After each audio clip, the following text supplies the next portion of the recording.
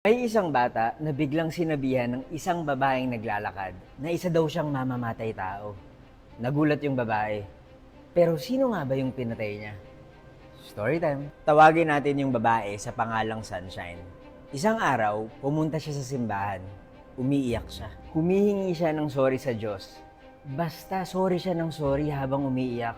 Kaya mapapatanong ka ano ba yung ginawa niyang kasalanan? Ako nga pala si Buji at mahilig ako mag-storytime. Kung hindi niyo pa ako pina-follow follow niyo na ako. Pagkatapos niyang magdasal ay naglakad-lakad si Sunshine sa labas ng simbahan. May mga nagbebenta ng santo, nagbebenta ng kandila, pero yung kakaiba doon, may nagbebenta ng pampalaglag ng bata sa sinapupunan. Sabi ng mga tendero doon, effective daw yun para sa mga babaeng ayaw nang ituloy yung pagbubuntis nila.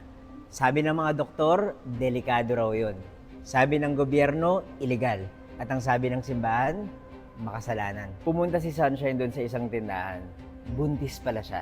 At pinag-iisipan niya kung ipalalaglag niya yung dinadala niya sa sinapupunan. Pagkatapos ng ilang minuto, merong isang bata na biglang tinawag siya.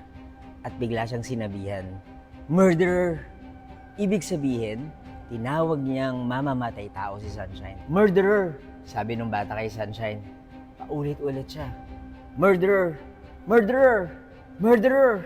Umalis si Sunshine sa may simbahan, dala-dala yung binili niya sa tindahan at yung pangungonsensya ng bata na tinawag siyang mamamatay tao. So, nagpalaglag nga ba si Sunshine?